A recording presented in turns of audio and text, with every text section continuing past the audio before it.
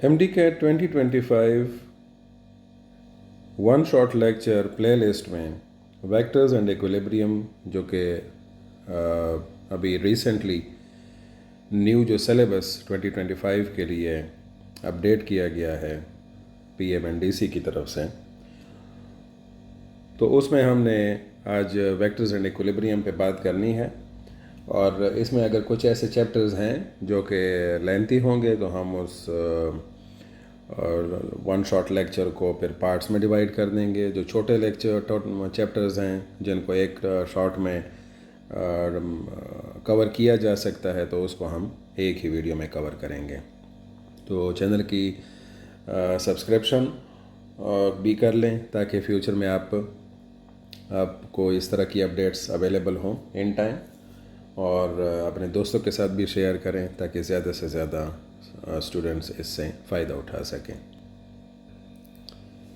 Syllabus के मुताबिक जिन topics को हम यहाँ पर टच करेंगे, उनके बारे में समझेंगे, वो है जनरली तो वेक्टर्स। ठीक है, ज़ाहिर है वेक्टर्स की अंडरस्टैंडिंग हमारे पास होगी। फिर उसके बाद दूसरे नंबर पे जो चीज़ आएगी that will be the addition of vectors.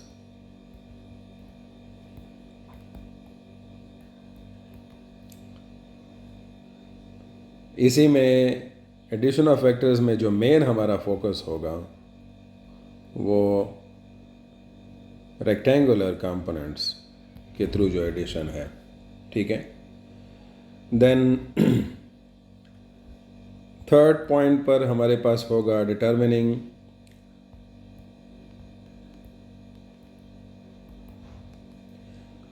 Some of the vectors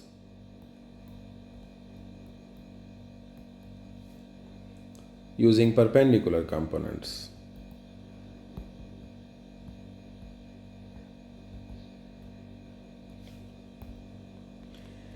आपको यहाँ पर ये क्लियर हो कि परपेंडिकुलर कंपोनेंट्स का जो मतलब हम यहाँ पर लेंगे वो क्या होगा। These are the rectangular components. ठीक है, तो ये चीज़ यहाँ पर क्लियर होनी चाहिए है कि be that is rectangular components. So एक वेक्टर का सम वेक्टर परपेंडिकुलर, ज़ाहिर है इसके लिए हमें रेजोल्यूशन ऑफ वेक्टर्स की समझ होनी चाहिए है। फिर उसके बाद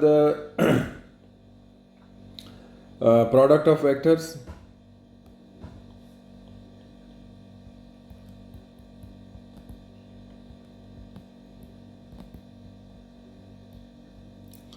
और प्रोडक्ट ऑफ वेक्टर्स में स्केलर प्रोडक्ट है और वेक्टर प्रोडक्ट है, दोनों प्रोडक्ट्स हैं। और सारे इन दोनों स्केलर और वेक्टर प्रोडक्ट को इनके जो दरमियान एंगल है उसकी मुनासबत से, ठीक है, समझना है। Angle between the two vectors, जब हम इनकी मल्टीप्लिकेशन करेंगे प्रोडक्ट मालूम करेंगे। ठीक है, और यही सिचुएशन ज़ाहिर है जब आप वेक्टर और स्केलर प्रोडक्ट को अंडरस्टैंड करेंगे तो उसमें सारी डिटेल्स आ जाएंगी कि एंगल पर उनकी डिपेंडेंस क्या है, उनके मैग्नीट्यूड किस तरह से हम मालूम करते हैं, why they are called as scalar product, और वो वेक्टर प्रोडक्ट क्यों इनको कहा जाता है। ठीक है, तो ये हमारे पास इस वीडियो के आउटकम्स होंगे ताकि हमें पहले से पता हो कि क्या क्या चीज़ें हमने यहाँ पर कवर करनी हैं। तो पहला पॉइंट जो हमारा वेक्टर्स था उसकी तरफ अप्रोच करने से पहले आपको ये पता होना चाहिए है कि जब आप एक फिज़िकल क्वांटिटी को डिफ़ाइन करते हैं तो उस फिज़िकल क्वांटिटी में दो खूबियाँ होनी चाहिए हैं। वो दो खूबियाँ मतलब basically why we call it physical quantity, ये हमें क्लियर होना चाहिए। और वो क्या है, वो ये है कि वो जो क्वांटिटी जिसकी आप बात कर रहे हैं वो ऑब्जर्वेबल भी हो और साथ में मेजरेबल भी हो। ठीक है, इसी तरह जब आप इस फिज़िकल क्वांटिटी को फर्दर देखते हैं तो उसमें आपको दो क्लासेस नज़र आती हैं। वो जो दो क्लासेस हैं वो हैं स्केलर्स और वेक्टर्स। तो आप क्लास 9 से ये चीज़ें पढ़ते आ रहे हैं। स्केलर्स में आपको अंडरस्टैंड करने के लिए, उनको समझने के लिए किस चीज़ की ज़रूरत पड़ती है? Magnitude along with a number, sorry, along with a unit। जैसे मिसाल के तौर पर मैं इसकी आपको एक मशहूर ज़माना एग्जांपल दे दूं, लाइक मैथ्स को मैं एक physical quantity as a scalar term करता हूं, तो ये क्या होगा? मैथ्स 5 इसका मैग्नीट्यूड होगा और किलोग्राम इसका क्या हो जाएगा? यूनिट। ज़ाहिर है यहाँ पर ये बात हमेशा आपको जहन में क्लियर होनी चाहिए है कि ये जो मैग्नीट्यूड हमने यहाँ पर अंडरस्टैंड करने की कोशिश की है, this will be always positive. ठीक है, तो ये जो चीज़ है ये हमेशा आपके पास क्या होगी? पॉजिटिव होगी। यही चीज़ जब हम, अब ज़ाहिर है यहाँ पर यह सवाल पैदा होता है कि then what are the vectors. ज़ाहिर है यहाँ पर एक चीज़ हमने छोड़ दी है और वो क्या है? डायरेक्शन। वो किसका खासा है? वो वेक्टर्स का खासा है। तो वेक्टर्स को डिफ़ाइन करते वक्त हम क्या कहते हैं कि इसका एक मैग्नीट्यूड भी होता है, फिर उसके साथ उसका एक प्रॉपर ज़ाहिर यूनिट भी होगा, एंड डायरेक्शन। उसमें एक और चीज़ जो कि डायरेक्शन है उसका इजाफा हो गया। ये जो चीज़ थी, ये खासियत स्केलर के पास नहीं थी। ठीक है, अब इसमें अब आप कहेंगे कि क्या एक स्केलर को मैं वेक्टर बना सकता हूँ? Sometimes it can be possible, इस पर हम बाद में बात करेंगे। लेकिन मिसाल के तौर पर मैथ्स को मैं एक वेक्टर नहीं बना सकता।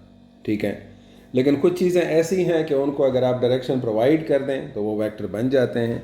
सो जैसे मिसाल के तौर पर यहाँ पर अगर मैं आपको एक वेक्टर की एग्जांपल दूंगा तो उसमें जो बेहतरीन मिसाल है वो आपके पास किस चीज़ की होनी चाहिए है, और जो अंडरस्टैंडेबल होगी बहुत आसानी से, वो फोर्स की होगी। जैसे मिसाल के तौर पर इस चीज़ को हासिल करने के लिए, let's say you go for a shopkeeper. ठीक है, आप शॉपकीपर की तरफ जाते हैं और उससे आप कहते हैं कि मैथ्स मुझे चाहिए है, चीनी है, चावल है, आटा है, जितना भी है, 5 किलोग्राम है, 2 किलोग्राम है। So you don't need any direction. मतलब आप उसे ये नहीं कहते कि मुझे ये साउथ या ईस्ट की तरफ चाहिए है। ठीक है, नो साउथ, नो ईस्ट, कोई भी आपको डायरेक्शन की ज़रूरत नहीं है।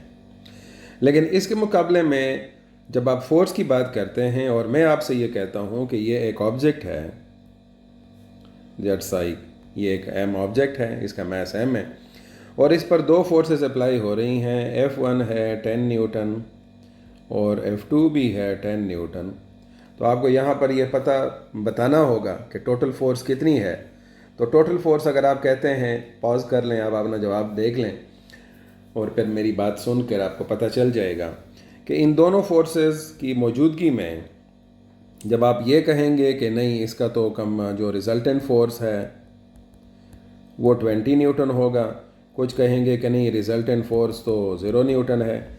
तो ये अब आप अपनी तरफ से एक अंदाज़ा लगा रहे हैं, और वो अंदाज़ा किस बेस पे लगा रहे हैं कि ये जो ऑप्शन आपने पिक किया, ये वाला, ये उस वक़्त पिक किया जब ये दोनों फोर्सेस क्या होंगे? पैरेलल होंगे।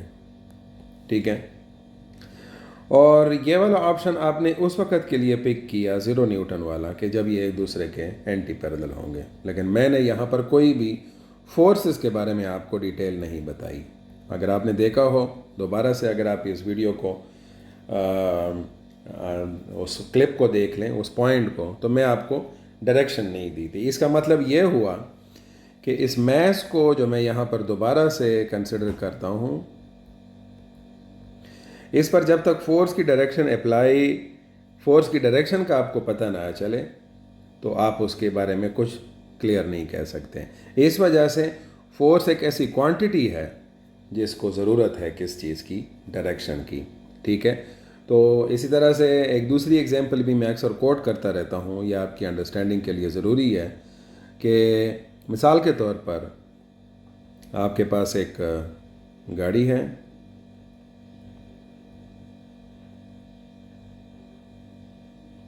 ठीक है, ये वाला पोर्शन हटा दें। और इस गाड़ी के जो व्हील्स हैं वो रोटेट कर रहे हैं, तो अगर इस गाड़ी के व्हील्स रोटेट कर रहे हैं तो अब आपको नहीं पता चलेगा कि ये क्या करेगी, ये फॉरवर्ड डायरेक्शन में जाएगी या बैकवर्ड में जाएगी। इस गाड़ी के व्हील्स जो हैं वो अगर क्या कर रहे हैं, इस डायरेक्शन में रोटेट कर रहे हैं, तो ये उस वक़्त क्या करेगी, आगे की तरफ मूव करेगी। और अगर इसकी ज़ाहिर ये वाली रोटेशन क्या है, क्लॉकवाइज, और ये वाली रोटेशन अगर वो करेंगे तो ये क्या करेगी, पीछे की तरफ जाएगी, दिस वन। सो इस तरह से रोटेशन एक मतलब टॉर्क एक वेक्टर क्वांटिटी है। तो जिसलिए यहाँ पर ये क्लियर करना ज़रूरी है कि वेक्टर और स्केलर्स जो हैं वो बहुत ही ज़्यादा प्रोमिनेंट दो टर्म्स हैं जिनको हम इस तरह से समझ सकते हैं।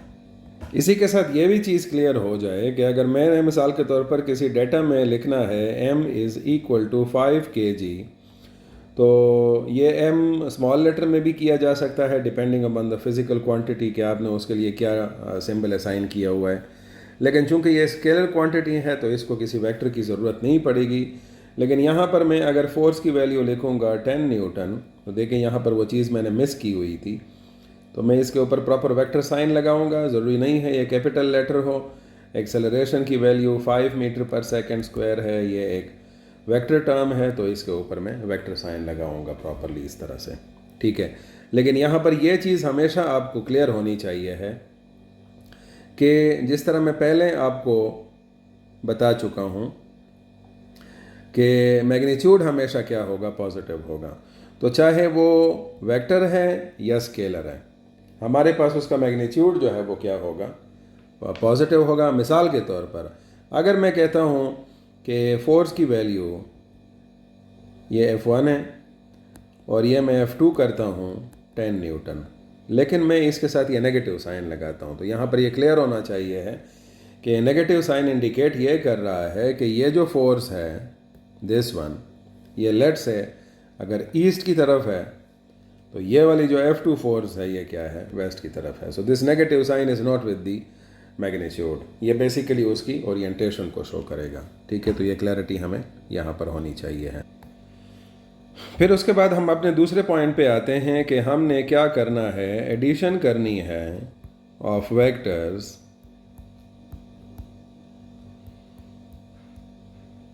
बाय रेक्टेंगुलर कंपोनेंट्स मेथड, ठीक है।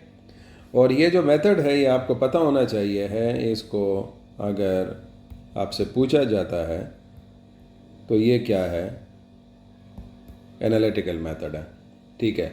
और इस एनालिटिकल मेथड में आपको जितने भी वेक्टर्स प्रोवाइडेड होते हैं, ग्राफिकल के क्वेश्चन आपके पास आएंगे, इस तरह से आ सकते हैं। जैसे मिसाल के तौर पर मैंने आपको यहाँ पर बताया है कि F1 और F2 दो फोर्सेस हैं, इनका मैग्नीट्यूड जो है गिवन है, तो आपको ये कहा जा सकता है कि इनकी रेंज मालूम करें। तो रेंज के लिए एडिशन में सिंपल रूल ये है, मैं यहाँ पर ये पॉइंट क्लियर कर दूँ ताकि फिर दोबारा से इसकी तरफ आना ना पड़े।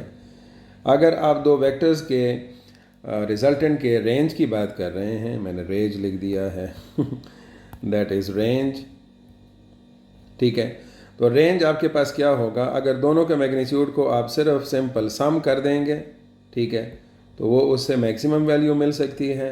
और अगर आप उनके डिफरेंस निकालेंगे तो वो क्या होगी, मिनिमम। तो ये चीज़ आपको प्रोवाइड हो सकती है। ज़ाहिर है ये उसी केस में होगा जब आप उनको क्या लेंगे, या पैरेलल लेंगे या एंटी पैरेलल लेंगे। मिसाल के तौर पर जिस तरह मैंने यहाँ पर आपसे कहा कि F1 10 न्यूटन है और F2 भी 10 न्यूटन है। अब ज़ाहिर है अगर ये दोनों पैरेलल हैं तो उस वक़्त हमारे पास इनका मैक्सिमम मैग्नीट्यूड आएगा 20 न्यूटन, और अगर ये दोनों एंटी पैरेलल हैं तो यहाँ पर इनका मैग्नीट्यूड आएगा 0। सो ये 20 न्यूटन, इसका मैक्सिमम 0। इस 0 और 20 न्यूटन के दरमियान कोई भी ऑप्शन हो सकता है। जैसे मिसाल के तौर पर मैं आपको एक दरमियानी रास्ता बताता हूँ कि ये F1 हो गया और ये F2 हो गया और ये इनका रिजल्टेंट हो गया। तो ज़ाहिर है मैं इसको आसानी से मालूम कर सकता हूँ पाइथागोरस थ्योरम के थ्रू, 10 स्क्वायर प्लस 10 स्क्वायर, यह आ जाएगा FR रिजल्टेंट फोर्स, यह आ जाएगा 100 plus 100, that will be 200 square root and 14 point something कोई चीज़ आपके पास आएगी। जो 0 और 20 के दरमियान आ रही है। मतलब कोई भी मैग्नीट्यूड ना इनका रिजल्टेंट अभी ना 20 न्यूटन से ज़्यादा हो सकता है और ना 0 न्यूटन से कम हो सकता है। इस तरह मैं एक दूसरा पेयर भी आपके सामने रख लेता हूँ 5 और 7 न्यूटन का। तो 5 और 7 न्यूटन का मैक्सिमम आएगा 12 और मिनिमम आएगा कितना 2। सो 2 से लेकर 12 तक आपके पास रेंज है, ये मिनिमम है और ये मैक्सिमम है।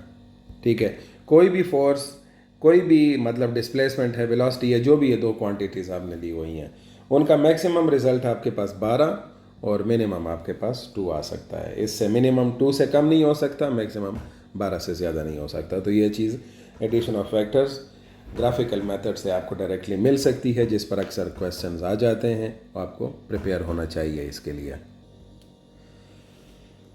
तो इस केस में जब हम इन वेक्टर्स को ऐड करके कोई रिजल्टेंट निकालेंगे तो मैं डायरेक्टली उसकी एक आपके सामने एग्जांपल रख लेता हूँ, आपको आसानी से उसकी समझ भी आ जाएगी। लाइक दो वेक्टर्स हैं हमारे पास और वो हैं, लेट्स से यही एग्जांपल मैं इस वहाँ पर भी पिक करके आपके सामने रखता हूँ कि F1 है 10 न्यूटन और उसका मैग्नीट्यूड और उसका एंगल है पॉजिटिव एक्स एक्सिस के साथ 30 डिग्री। और इसी तरह से F2 दूसरा एक वेक्टर है जिसका मैग्नीट्यूड है 10 न्यूटन और उसका एंगल है 60 डिग्री। तो इस केस में जब हमें इन दोनों को ऐड करके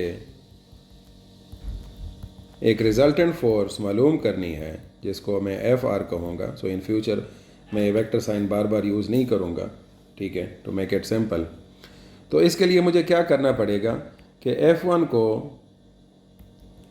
F1x और F1y, क्योंकि हमेशा आपके पास जो सोल्यूशन होती है वो 2 डायमेंशन में होती है, आप 3 डायमेंशन में भी कर सकते हैं, लेकिन कोर्स में हमारे पास 2 डायमेंशन है। और F2 जो है उसको भी आप रिजॉल्व कर सकते हैं F2x और F2y। इसका फ़ायदा ये होगा कि मैं F1x को F2x के साथ मिलाकर और F1y को F2y के साथ मिलाकर क्या कर सकता हूँ, इनसे मुझे मिल जाएगा Fx और इनसे मुझे मिल जाएगा Fy। और इस तरह से हमारे पास इन दोनों के x कंपोनेंट से बनने वाला x कंपोनेंट और इन दोनों के Fy कंपोनेंट से y कंपोनेंट से बनने वाला Fy कंपोनेंट हमें मिल जाएगा। तो इस सिचुएशन में जब हमारे पास f की वैल्यू हम फाइनली कैलकुलेट करेंगे, सो that will B fx square plus Fy square, Pythagoras theorem के थ्रू हमारे पास रिजल्ट आ जाएगा। जस्ट इन केस अगर मैं यहाँ पर आपके सामने इसकी सोल्यूशन करूँ, so F1x will be equal to F1 cos theta, जो आपके रेक्टेंगुलर कंपोनेंट्स की इक्वेशन से मैंने पिक किया है, that will be 10 multiplied by cos 60, angle 30 जो 1 जो था, एंगल थीटा 1 जो था वो 30 था, so that will be 10 multiplied by cos 30 is 0.866, it will be 8.66 newton. इसी तरह से F1y बनेगा F1 sin 30, 10 multiplied by sin 30 is equal to 10 into half, sin 30 is half, that will be 5 newton. यहाँ पर जो इंटरेस्टिंग बात है वो ये है कि अब F1x एग्जैक्टली x डायरेक्शन में है, F1y एग्जैक्टली y डायरेक्शन में है। इसी तरह मैं अगर F2x की वैल्यू मालूम करता हूँ 10 cos 60, that will be 10 cos 60 half के बराबर है, ये 5 न्यूटन आ जाएगा। और F2y मेरे पास है 10 sin 60 है 0.866 के बराबर, सो 10 इंटू 0.866, इसका जवाब आ जाएगा 8.66 न्यूटन। अब इंटरेस्टिंग सिचुएशन ये है कि ये जो F2x है और ये F1x है, ये दोनों पैरेलल हैं बिकॉज दोनों x डायरेक्शन में हैं, ठीक है, मैंने सिंपलेस्ट केस आपके लिए उठाया है। और इसी तरह से F1y और F2y भी पैरेलल हैं। तो मैं अगर इनको क्या करूँगा, सॉल्व करूँगा, तो F1x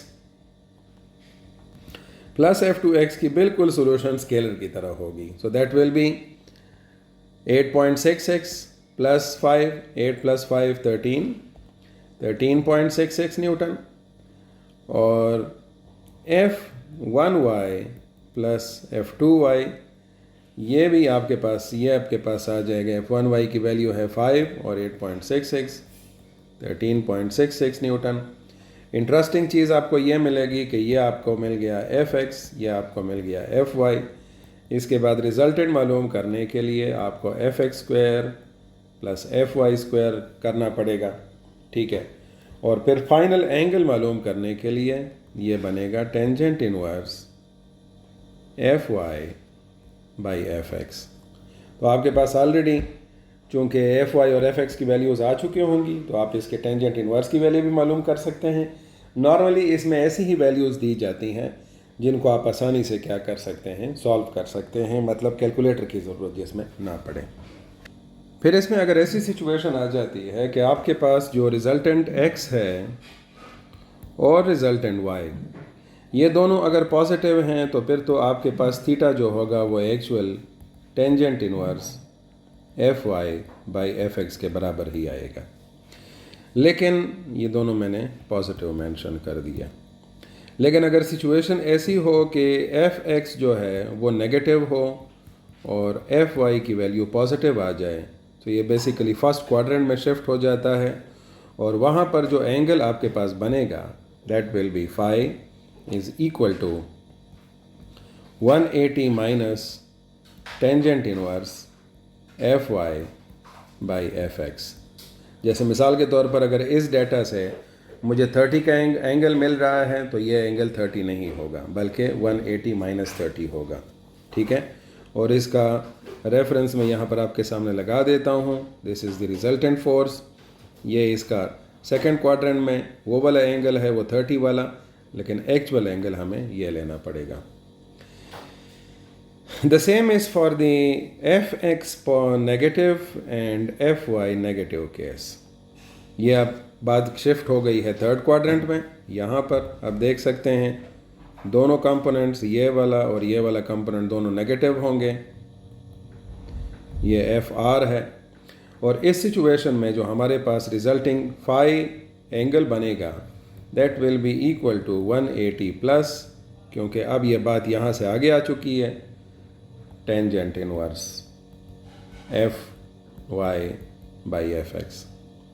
और अगर उसके बाद फाइनल सिचुएशन पर आते हैं फोर्थ क्वाड्रेंट में fx पॉजिटिव fy नेगेटिव, तो उस वक्त जो हमारे पास एंगल बनेगा जिसको मैं फाई कह रहा हूँ यहाँ पर, that will be equal to 360 minus tangent inverse fy by fx। ये मैंने fx और fy बार बार लिखा है, आप इसकी जगह कोई भी वेक्टर का x और y कंपोनेंट्स ले सकते हैं। और यहाँ पर ये बात मैं क्लियर कर दूँ फोर्थ क्वाड्रेंट की, ये फोर्थ क्वाड्रेंट है, ये आपके पास हो गया fr जो रिजल्टेंट वेक्टर है, ये इसका नेगेटिव fy और ये इसका पॉजिटिव fx। तो इस वजह से एंगल तो ये बन रहा है, लेकिन आपको ये लेना पड़ेगा, तो टोटल से आप इसको क्या करेंगे, सब्ट्रैक्ट करेंगे। 360 टोटल है। तो इस तरह से हमारे पास ये वेक्टर्स की एडिशन हो जाएगी bye there rectangular components method. इसी वन शॉट के दूसरे पार्ट में हम क्या करेंगे, कोशिश करेंगे कि स्केलर और वेक्टर को फाइनलाइज किया जा सके, ताकि उस पर एक प्रॉपर वीडियो आपके सामने रखूं, क्योंकि उसमें डिटेल्स इनके मुकाबले में काफ़ी ज़्यादा है, ठीक है। तो यहाँ पर ये चीज़ जो है वो हमें क्लियर होनी चाहिए है। इसी के दौरान अगर थोड़े बहुत पॉइंट्स यहाँ पर हमारे पास रह गए हैं, तो मैं वहाँ पर कवर करने की कोशिश करूँगा सेकंड पार्ट में, ठीक है। सो अपने दोस्तों के साथ भी शेयर कीजिएगा और कमेंट सेक्शन में ज़रूर अपनी राय दीजिएगा कि क्या बेहतरी लाई जा सकती है या किन टॉपिक्स पे ज़्यादा काम किया जाए या किस तरह से आगे चला जाए। Thank you.